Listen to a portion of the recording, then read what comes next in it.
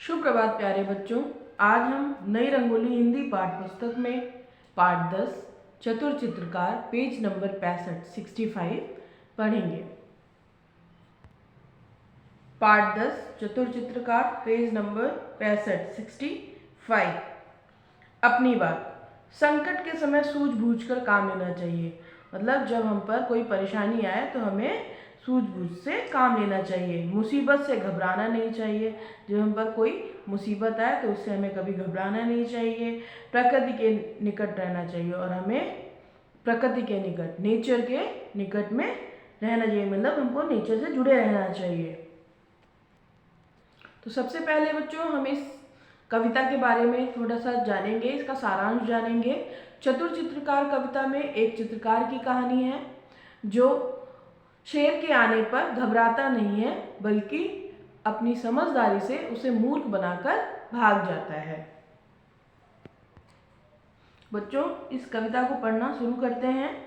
चित्रकार सुनसान जगह में बना रहा था चित्र। चित्रकार मतलब चित्र बनाने वाला एक सुनसान जगह पर अपना चित्र बना रहा था। इतने ही में वहां आ गया यम राजा का मित्र। इतने में ही वहां पर यम राजा का मित्र आ गया। उसे देखकर चित्रकार के तुरंत उड़ गए होश। उसे देखकर जो चित्रकार था उसके तुरंत मतलब जल्दी ही होश उड़ गए। नदी पहाड़ पेड़ पत्तों का रह ना गया कुछ जोश। नदी पहाड़ पेड़ पत्ते जो वो बना रहा था उसका उस पर कोई भी जोश नहीं रह गया, क्योंकि उसको डर लग गया था, डर लगने लगा था। फिर उसको कुछ हिम्मत आई देख उसे चुपचाप, और फिर उसे कुछ हिम्मत बहादुरी आई उसको चुपचाप देखते हुए।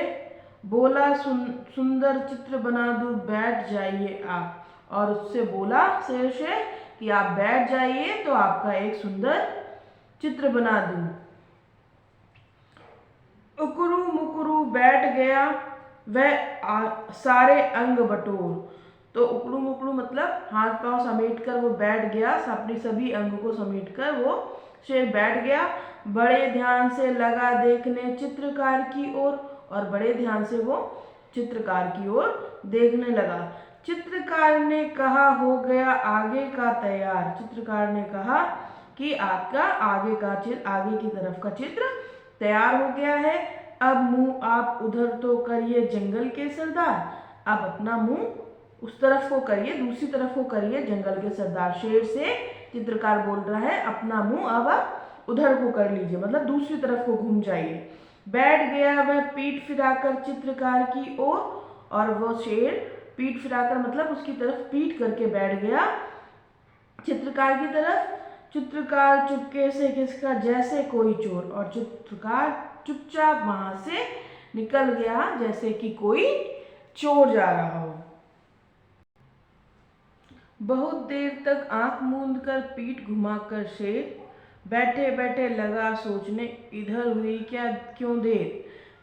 आंख मूंदकर पीठ घुमाकर शेर बैठा रहा और बैठे बैठे ये सोचने लगा कि इधर इतनी देर क्यों हो गई है। झील किनारे नाव लगी थी, एक रखा था बांस। झील के किनारे एक नाव लगी हुई थी, मतलब वहीं पर एक नाव थी और साथ में एक बांस रखा था। चित्रकार ने नाव पकड़ के ली जी भर के सांस, और चित्रकार ने वो नाव में बैठ गया और जी भर के सांस ली। मतलब उसकी डर के मारे सांस नहीं ले पा रहा था, तो जब वो नाव में बैठ गया तो उसने जी भर के सांस ली। जल्दी जल्दी नाव चलाकर निकल गया वह दूर, और वो जल्दी जल्दी नाव चलाकर कहीं दूर निकल गया। इधर शेर था धोखा खाकर झुंझलाहट से चूर, और शेर को अब धोखा मिला इसलिए वो उसको गुस्सा हो गया था, वो झुंझलाहट आ गई थी। मतलब वो झुंझलाहट का मतलब होता है जो आप हम किसी से कह नहीं पाते और झुंझला जाते हैं, वो उसको गुस्सा आ गया था उसको, क्योंकि उसने जो चित्रकार था उसने उसे धोखा दे दिया था, इसलिए उसको शेर को धोखा दिया था, इसलिए वो झुंझलाकर चूर हो गया था। मतलब उसको बहुत गुस्सा आ गया था। शेर बहुत खिसियाकर बोला नाव जरा ले रोक।